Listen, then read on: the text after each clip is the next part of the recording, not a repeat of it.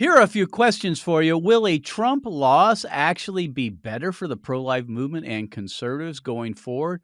Or will anti Trump pro lifers and conservatives elect Kamala Harris? We're going to talk about it today on The Mark Harrington Show.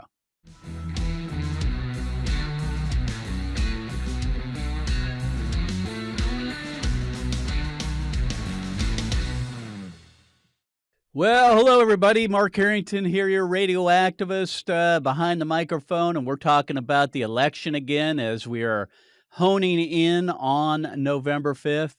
Early voting's already begun. I think we're 48 days away from the presidential election here in the United States. So I've been spending a lot of time on this, as we should, because it's funny, every 4 years we say, well, this is the most consequential election in our lifetime. Well, I think this one is, we say it every time, but this one certainly is a big one. And we're gonna kind of go through some stuff today, especially the thing that has been of concern, let's say, for your radio activists. That's me.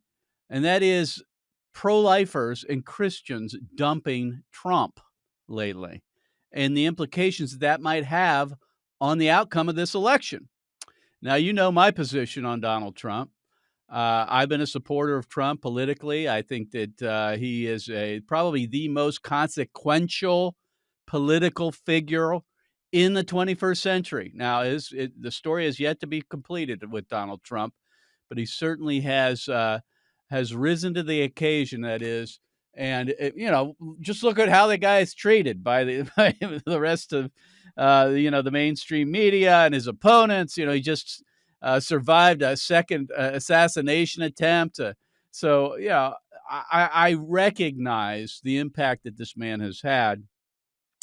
And for that reason, I support him, among other reasons. And we're going to talk about this today because, we have Christians for Kamala. We have evangelicals for Harris. We're going to talk about these people. And then we have guys like David French, who wrote in the New York Times recently why he thinks he can, that to save conservatism, we have to vote for Kamala Harris. I mean, this is the kind of, confusion that's being sown out there in the pro-life and Christian world. So we're going to be talking about that with my good friend, Jonathan Van Maren from the Canadian Center for Bioethical Reform. Jonathan, thanks for being on the program once again. We appreciate you being here. Always awesome. So, Jonathan, the reason why I want to have you on here, we've been talking about Trump, we don't completely agree on everything, but we do agree, at least at this point, that Christians should be throwing the lever for him. And I think maybe you might disagree with me on that, but from what I can tell, according to your blog here, and we're going to go through some of that, these other folks who are saying either we're going to sit it out or we're going to vote for Harris, I just think are I don't know, ill-advised maybe, or ignorant on what the implications of that might be. Listen, I've been clear on this program that I understand for conscience reasons why people have a trouble voting for Donald Trump. I get it. But strategically, I don't think there's any choice, honestly. But what I want to do here, let's talk a little bit about these groups. Christians for Kamala. Let's start with them. First of all, can you be a Christian and vote for Kamala Harris? Now, I'll kind of lead into this and just say, well, yeah, you can be saved. You can say, hey, I believe in Jesus Christ and vote wrong. We get that. But can you really be a Christian and vote for the most pro-abortion presidential candidate we've ever seen in American history? What's your thoughts?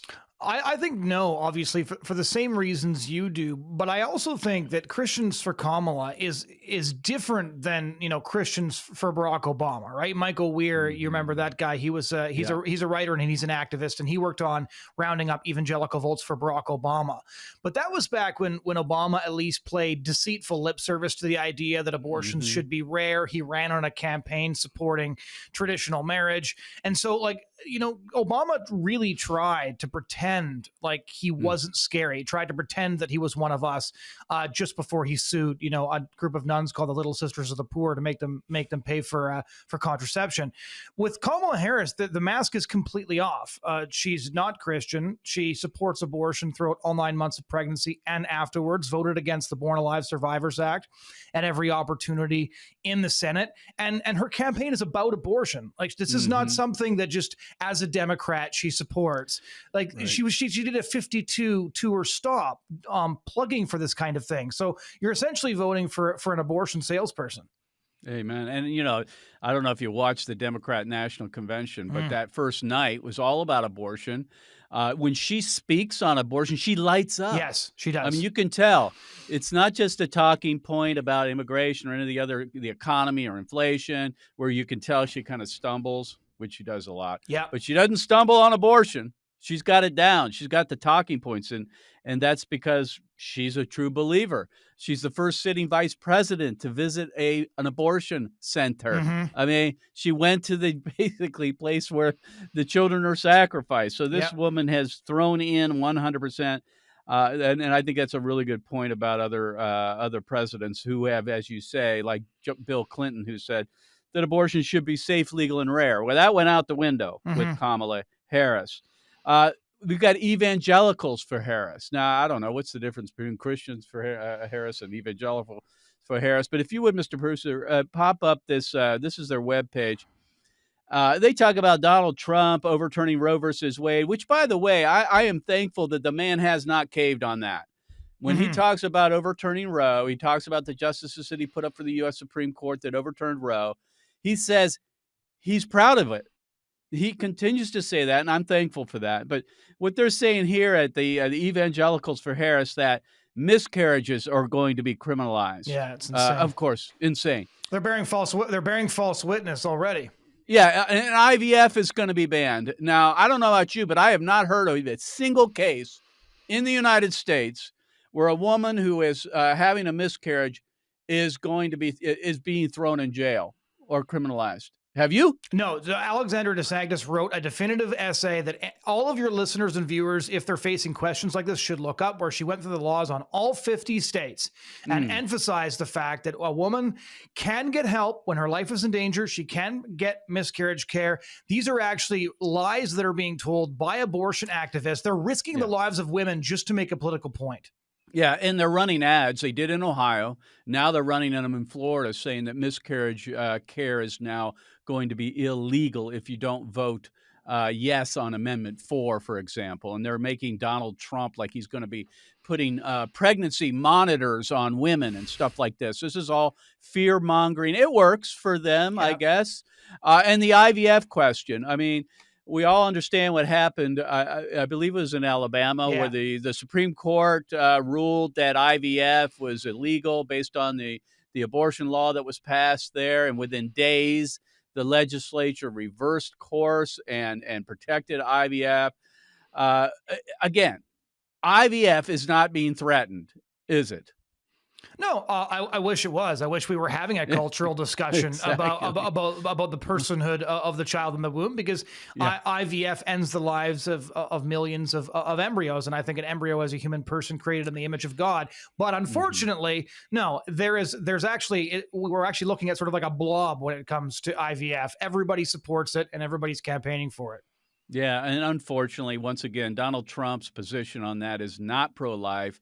He says that he's going to fund IVF. I don't know how you do that, but he says he's going to do that. Guys like Ted Cruz, of all people, pro-life Ted Cruz, is now promoting a bill in the U.S. Senate that would protect IVF. I'm like, Ted, it doesn't need protected. It's already protected, friend. This is just crazy, the way that the GOP, led by Donald Trump, I would say, has so-called moderated its position on abortion. To be honest with you, they're throwing the babies under the bus. I mean, that's what's going on here. And so we got Christians for Kamala, we got evangelicals for Harris, seizing on the fertile ground that abortion is a liability politically. At least many people believe it is. I'm not so sure myself. And of course, Trump not being an ideologue on abortion, he doesn't really care one way or the other, to be honest, I think, has seized that and said, well, politically speaking, he thinks he needs to moderate his position. And this has just led to people like these folks to make these positions, to make the case. The thing I want to focus on a little bit here, Jonathan, is the article by David French, and if you would popped up this graphic, Mr. Producer. This came out, I think, mid-August. David French, who historically has been very pro-life, Yep. right? I mean, Yep. A conservative, social conservative. Now he's in the New York Times writing about how to save conservatism from itself, we got to vote for Kamala Harris.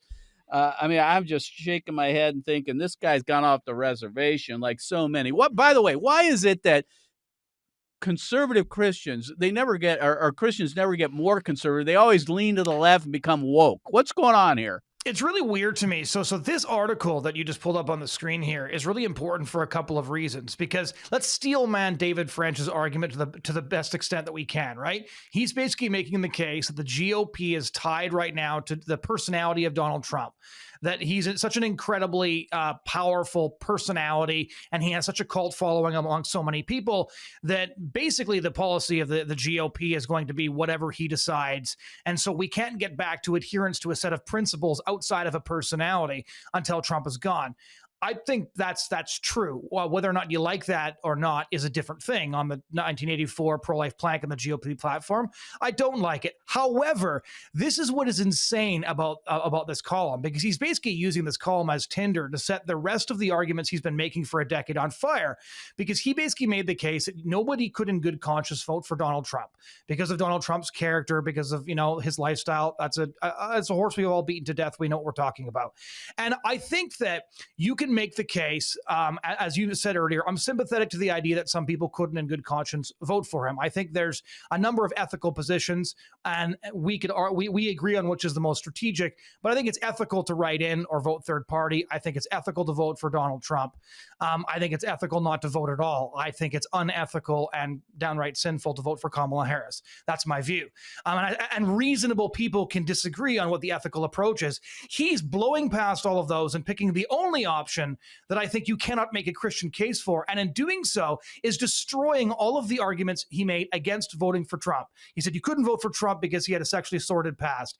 Okay, well, Kamala's got him beat there pretty much. She was, Willie Brown's side piece in San Francisco for years. He said, Trump, he actually said this, Trump is going weak on the abortion issue. And if you're not pro-life, you don't get my vote. And so you're going to give it to her? Like, it actually hurts. It hurts the brain to try and figure this out. And then he cited in a debate about this column with Ross Douthat, he actually said, well, Kamala Harris isn't that progressive. She's not a burn it down, defund the police type. She came up through law enforcement. This is the prosecutor that actually, met with Planned Parenthood, took money from them, and then sent the feds to David Daleidon's apartment after he exposed Planned Parenthood for selling baby body parts, and then confiscated his property with incriminating evidence on it. So to actively bring up the fact that she came up through law enforcement without actually stating that she weaponized her office on behalf of the abortion industry, either he's unaware of that, which is criminal for somebody who's writing at such a high level, or B, he's cherry picking his facts.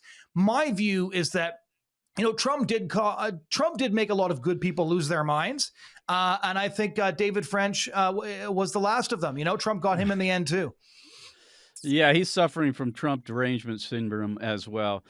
Jonathan, you've written a blog here. If you would, Mr. Producer, pop that up here. It's on the Bridgehead website, folks, and I'll put this in the show notes so you can reference it. And this is Jonathan's response to David French and why, obviously, he thinks that David French is wrong in trying to make a case for Kamala Harris. Let me just say up front, I'm going to bust your chops a little bit on Trump. I don't agree with you on him and on everything. I kind of disagree with the characterization of Trump being lacking a bunch of character. Of course, sexually, we know his history and all of this. Does he tell the truth all the time? No. Does he lie as much as Harris? I don't know.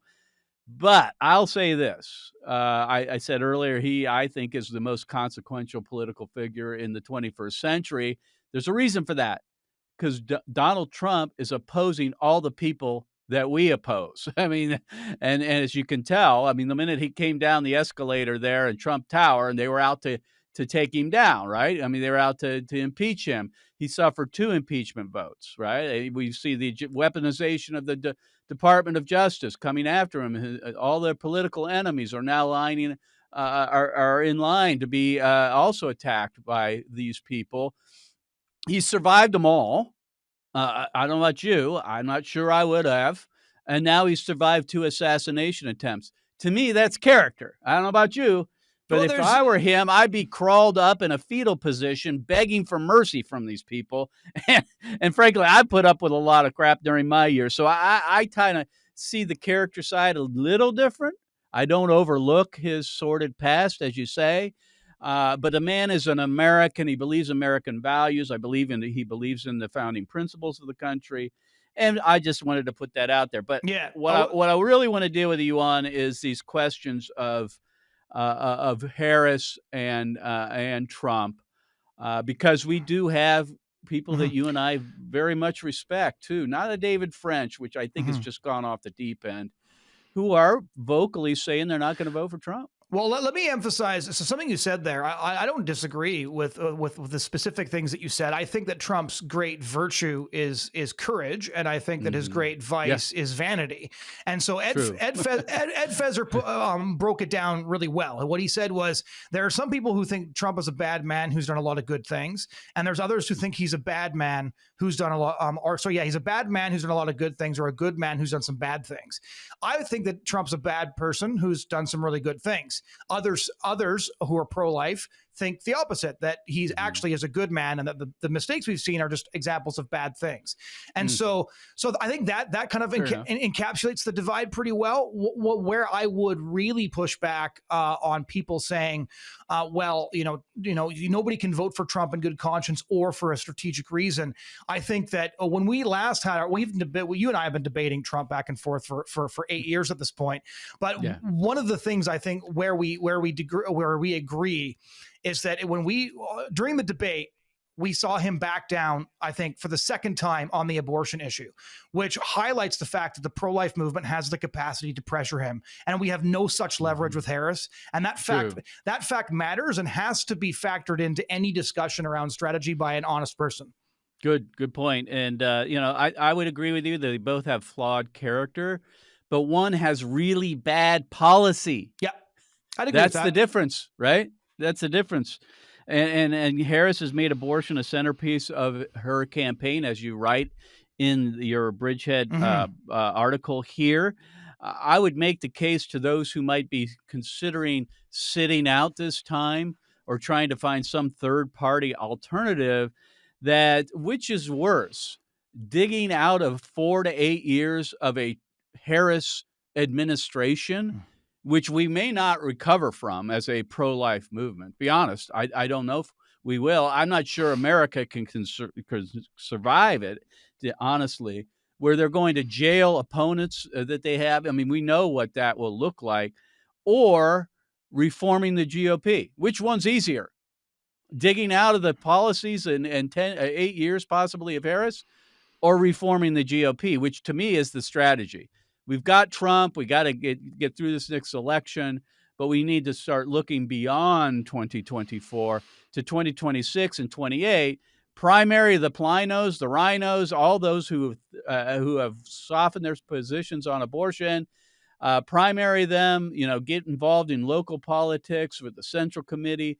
Let's nominate a true believer, a true social conservative next time around. Let's win in 24. Let's win in 26. That's my view. Well, so you and I even agree on who the best candidate would have been in this election cycle, right? Ron DeSantis, The New York Times did a massive expose on Ron DeSantis, and the only thing they could come up with was that he wouldn't shut up about abortion, even when he was a history teacher teaching students, which just made me like the guy more. And Florida wasn't. You and I both remember when Florida wasn't a solidly red state, and yet he went all the way to a 6-week ban. Why? Because Ron DeSantis is such a committed pro-lifer that he thought, I'm going to buy everybody's vote. votes with a bunch of policies that they really support, and then I'm going to use that political capital to do my best for preborn babies. That's why I like him. We all agree on who should come next. I do think so. My view is sort of, if you had asked me right after, Trump came out and appeared to say he was voting for Amendment 4, when he said, I'm going to be voting for more than 6 weeks, I would have said, okay, like, you can't vote for him after he says that, because you're essentially endorsing your own servitude and expulsion from the Republican Party. But my view changed when the next day he did 3 interviews, came out and said, actually, I've changed my view on this, which was an indication that he can be pressured by pro-lifers, which was incredible news. And then during the debate, this is significant, and I think hold on. Can I say something here? Because I'm not sure Donald Trump understood when he said, I'm going to vote for more weeks. I just don't think the guy's being briefed. I don't think he does any show prep or any debate prep. Honestly, he shoots from the hip on everything. I just don't think he understands what's going on. I mean, when he says, I'm going to vote for more weeks, I'm not sure he meant Amendment 4. I think people are saying, he's going to vote yes on Amendment 4. I'm not certain that was the case, but I'm giving him the benefit of the doubt. Go ahead and continue, but I just wanted to throw that out there. Yeah. So either way, the point that he's susceptible to pressure stands. And one of the things that wasn't really mentioned about the debate last week with Kamala Harris is that I basically watched the debate to see what he was going to say on abortion, because he's been caving to the left on abortion for 2 years. And I was incredibly nervous that he was going to say something basically overtly pro-choice, talk about how his administration is going to be great for reproductive rights or something like that. Which he did tweet. Yeah, but instead he did 2 climb downs that I found encouraging. The first one was that he actually basically threw JD Vance under the bus and was like, I don't know who JD's talking to, but I never said I'd veto a national abortion ban. And then when pushed, consistently refused to answer the question. And the easy thing to do would have been to say, look, I hold a federalist position on abortion. I will veto a ban. I thought he was going to do that. He didn't. That indicates he realizes that he can't keep screwing pro-lifers over and win, and that he is being pressured by pro-lifers, and that he's listening to their pressure. That was a big deal. The second thing was basically using the language of exposing late-term abortion again, and turning to Kamala and saying, do you support abortion through 9 months? And she went from passionate about abortion to, on her face, you could tell, I want this subject to be over now. I want to move on, because she realized that Trump had found the sweet spot, which is he could hammer her on her extremist position that is opposed by most Americans. That's right. And I think like in 2016, when he said that you could rip the baby out of the womb, and I'm not for that, about Hillary, I think that was a turning point. And I think he did as good as you could expect, I guess, based on where he is right now on the abortion issue during the campaign, during the debate. In your piece here, you say, Jonathan, by the way, folks, you can go to the Bridgehead website. You can check out Jonathan's work. Also, Jonathan works for the Canadian Center for Bioethical Reform. I want to make sure that you can go to their website at endthekilling.ca. They're great partners in our battle here, and we're looking forward to being with some of them in Florida here, and I'm going to talk about that later. Something you say here, which I think is, I just want to challenge you a little bit, and I don't know if you're saying this or this is just a sentiment out there, that there are some that say a Trump loss would be better, and this is what what's his name, French is saying, for social conservatives and pro-lifers long term. I can't go there, friend. I mean, I don't know if you're thinking that, but I don't think political nowheresville, or nowheres land is a good place to be. Honestly, we are right now on the verge of not having a political party. If we lose and people think that's good for our movement, I'm not willing to play, Russian roulette with the lives of babies. No, so that's fair. Let me. I was actually just describing the case. So Ed Feser wrote a great piece called "Trump: A Buyer's Guide." Let me steel man that case so people understand the argument. And I think this argument, I would have actually held this position right after he came out and supported Amendment 4. At that point, I'm like, or appeared to be fair, maybe he wasn't brief, but at that point, I'm like, okay, pro-lifers can't basically vote for their own marginalization. The argument essentially is, so the GOP base shrinks every single year, right? Like Yes. the last time the Republicans won the popular vote was George W. Bush in 2004, and It's before true. that it was quite a bit back. So you can't win running on a 100% pro life agenda, but the GOP also has to realize that you can't win without pro life votes. We're a pretty True. significant. We are not the majority in America, but we are a No. significant constituents of the Republican Party, and if they Mhm. take us for granted, we can make them lose. And the argument they're essentially making is that if Trump loses the election because he screwed over pro-lifers, the GOP will learn their lesson. That's not an argument. If it wasn't Kamala Harris, I might share that argument. But Good point. but my biggest concern, like if this was just like a flaky Democrat, like some of your normal Bill Clinton-esque one, I might not be too worried. What I'm worried about with a Harris-Walz administration is court packing. Now, Biden has just Mhm. endorsed a bunch of court reforms. Now, he did so Yeah. before they ejected him from the presidential race, I think in a bid to shore up his progressive flank. So I don't know where that's going to go, but it's still just sort of sitting there. Like, let's Yeah. remake the Supreme Court. If they remake the Supreme Court, say, kiss goodbye to all of your religious liberty precedents. And that's that we'll have bigger fish to fry at that point. Yeah, I think it presupposes or assumes that the pro-life movement has enough clout, win or lose, to have an impact. And I don't know. I mean, I guess we'll find out, Yeah. right? I mean, we'll find out this time around if Trump's able to prevail. He's going to say, "Well, I didn't need pro-life votes." Maybe if he Yeah. loses, maybe he'll say, "Well, I needed them, and we shouldn't have done what we did." I guess to me the jury's still out on that. I think we do still have clout. He does take our phone calls, as he did, as you mentioned, Yep. when it came to Amendment 4, and he reversed course immediately. I think that's true. But I mean, we need to flex our muscles. That is, we got to go to the polls. But the honest, you know this, our culture is heading in a different Yeah. direction here in the United States as relates to abortion, because we've lost the last 7 constitutional amendments, and we're probably poised to lose a few more this time around. Yeah, the Russian roulette that I agree with you is so like I steel manned the case that non-David French people are making, because they're not making the case that people should vote for Kamala Harris. They're making Right, the they're case for not. like the American Solidarity Party or whatever. Right. That's what Karen Swallow Pryor would say. I'm voting for American Solidarity, but she would never vote for Harris. So her and French are in different categories. Different categories. But I think yeah. the Russian roulette is also, it's not just how bad would Harris be. The Russian roulette is, like, will the GOP learn the right lessons of pro-life or stay home? And I don't actually trust the GOP to learn the right lessons ever. Now, my vote doesn't really matter much because my vote is in Washington State since I was born in Seattle. So my vote in the presidential election doesn't matter one way or another. You're in Ohio, so yours is really important. But yeah. Yeah. Yeah, I tell when people say, "I'm not voting for Trump," I ask them where they live. Yeah. Yeah. They're like, "Oh, I live in Wisconsin." I'm like, "Oh, man, you can't do that." Or, "Oh, I live in California." I'm like, "Oh, go ahead. I don't care." Yeah. You can have But, Californians can keep their conscience. Father Frank Pavone said this, and I don't know if you saw this, and I think I'd like to get your take on this. And he said, "We're not voting this time for the most who is most pro-life. We're voting for who is most pro-American." And his case is this: without the founding principles being intact, free speech, right?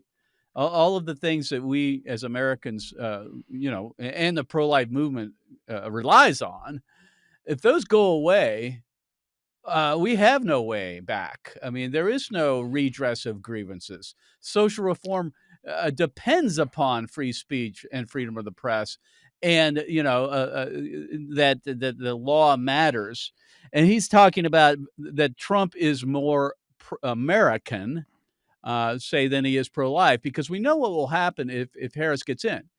She's going to go after her political opponents, which is people like myself. And she went after David Daleiden. What more do we need to see, right? And so, to me, do we want to protect and secure our founding principles? We know who to vote for that. Yeah, so I have 2 comments on that. I understand that the case that's being made there, and I think in some ways it's a solid one. 2 things. One is that pro-lifers need to keep talking about abortion nonstop. We need to never shut up Agreed. about it. And that's one of the things that I don't like when pro-life leaders is like, this election isn't about abortion. We need to focus on these other issues. Yeah, Every election's about abortion, as far as I'm true, concerned, because I don't think that a nation will survive long-term, blessed by God, if we're murdering true. babies in the womb. And so it may be true that America might not survive under Harris.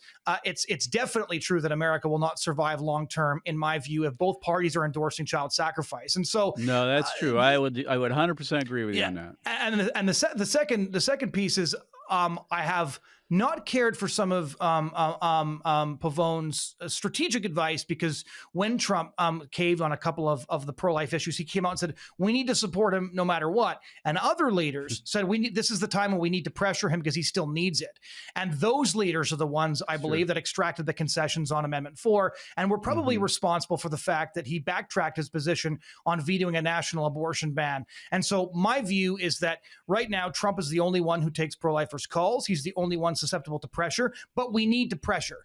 And I did not care for Pavone saying, guys, right now is the time to shut up and support him. No, now is the time to extract as many concessions on life as possible, because a nation that kills its babies will not have a future, even No, it's if true. Harris loses. Yeah, it's interesting. I've had some conversations with abolitionists, and you know where they stand on Yeah. Trump. And I had someone come up to me recently and said that they wanted to apologize to me, believe it or Oh, not, saying they're going to vote for Trump. Why? Because the threat of Harris is too big. It's like you say. I mean, we have never faced a candidate like this before, yeah. and if she gets in the White House, I mean, it's all bets are off when it comes to the pro-life movement. It comes to free speech. We know she's going to go after political enemies. And that to me is something that's untenable, that's not discussed very much. I'm not saying let's minimize and forget about the pro-life issue. No. I'm saying, well, this is what it is. It's kind of baked in the cake this time around.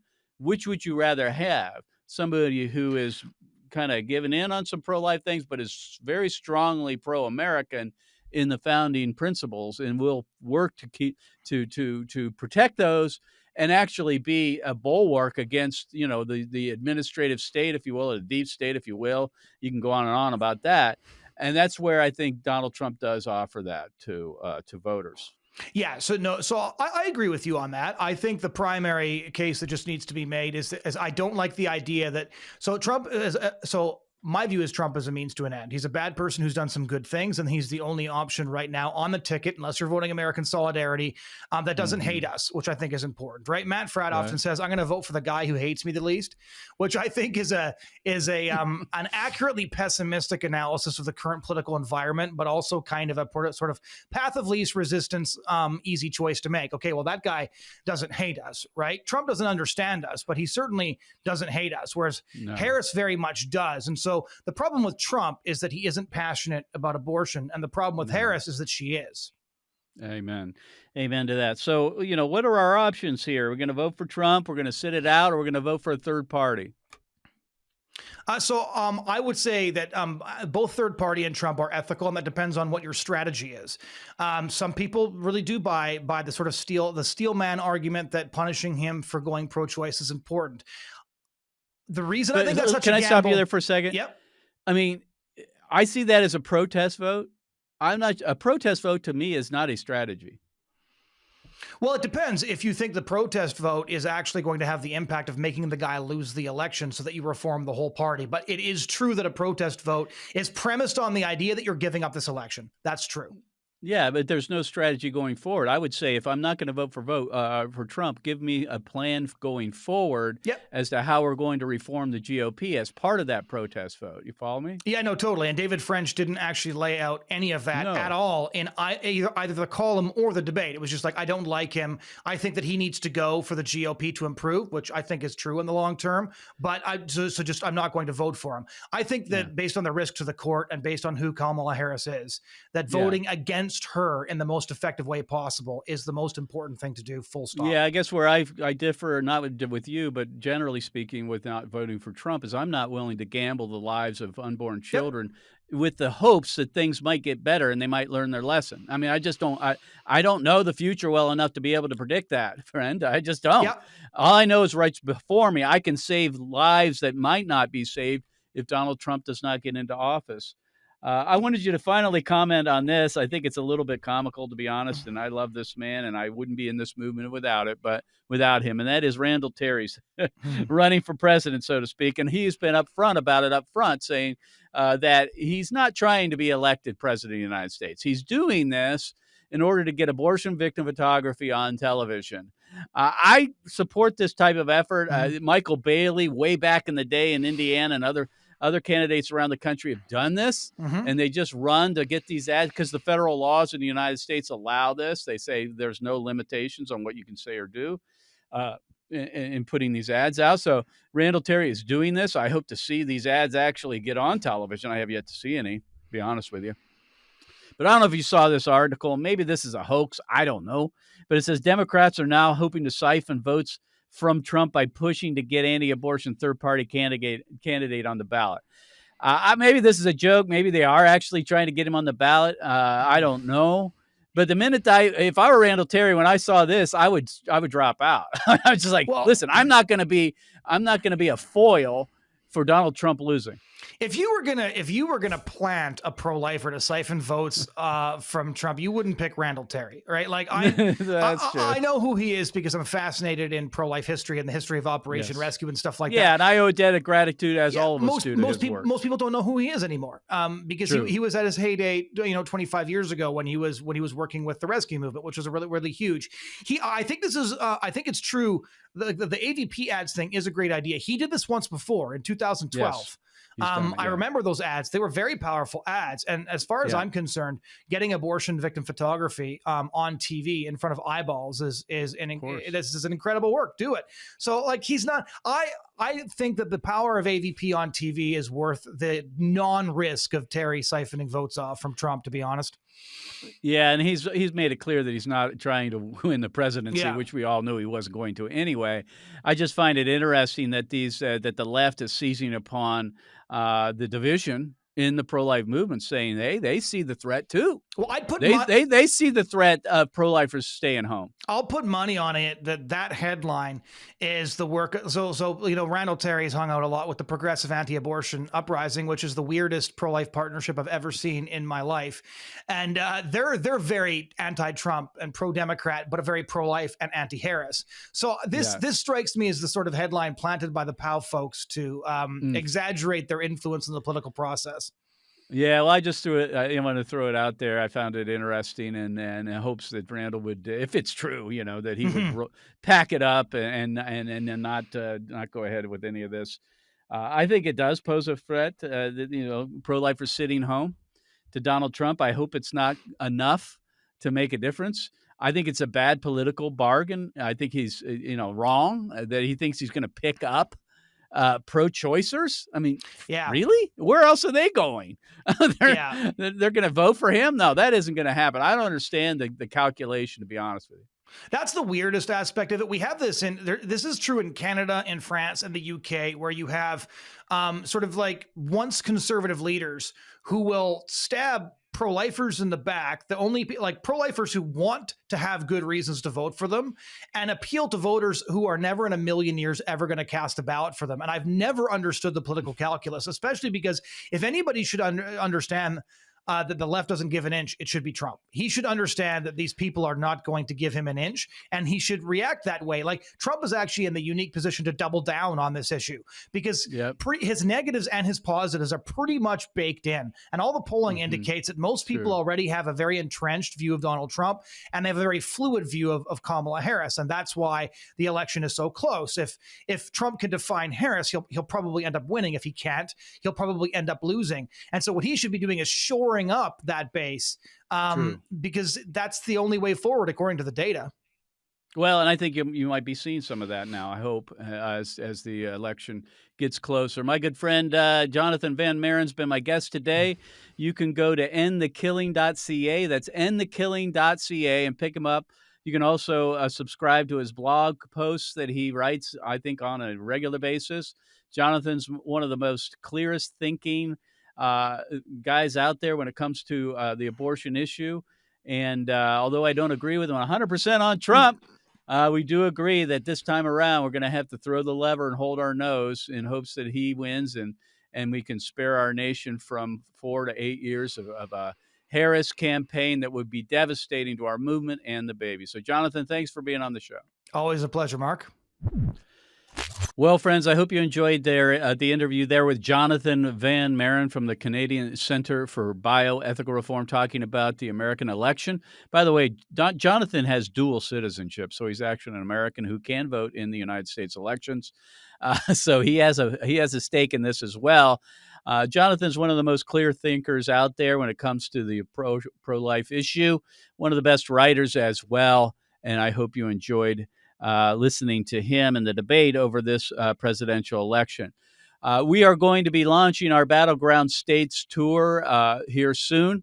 In fact, we've already started in Pennsylvania.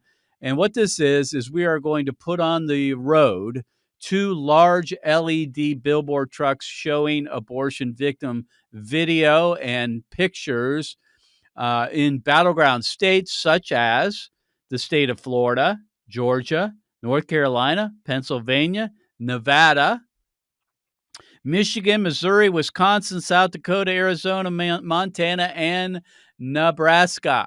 All those states are either going to get a visit from our billboard trucks, or we are going to be flying our airplane tow banners over those selected cities. Now, these states are comprised in states that are going to be essential when it comes to the presidential election. That is, they're the battleground states that the candidates need to win in order to gain the White House. And also they are the states that are facing pro-abortion constitutional amendments. So we'll be launching this soon. And friends, if you can help us out, I'd appreciate it very much. We need financial support for this tour. For our drivers, we need money for housing, that is motels. We need fuel. We need to pay the insurance. We need to pay some of the travel expenses. And you can support the Battleground States Tour by going to createdequal.org/donate. That's createdequal.org/donate. Give to the Battleground States Tour so we can hit these battlegrounds and show the truth about abortion. So when people are going to the polls, they know what they're going to be voting on. Also, beginning on October 7, we will be visiting the battleground state of Florida. I'm taking a group of young people, including some of our friends from the Canadian Center for Bioethical Reform, to hit the streets, to hit the doors, and to be doing some door-to-door canvassing, as well as public outreach in downtown areas like Orlando, going to college campuses as well. So that's October 7 through 12. You can support that, again, by going to createdequal.org/donate and give us a gift to help us with the Florida campaign.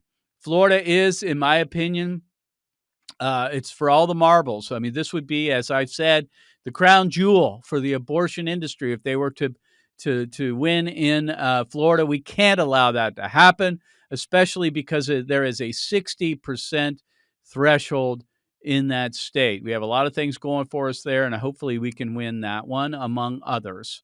So, friends, please help us out. Go to createdequal.org to find out more. And if you want to subscribe to the podcast, please do so by going to markharrington.org. Share it and like it and leave us a 5-star review. We'll see you next time. God bless you. God bless America. And remember, America, to bless God. You've been listening to Mark Harrington, your radio activist. For more information on how to make a difference for the cause of life, liberty, and justice, go to createdequal.org. To follow Mark, go to markharringtonshow.com. Be sure to tune in next time for your marching orders in the culture war.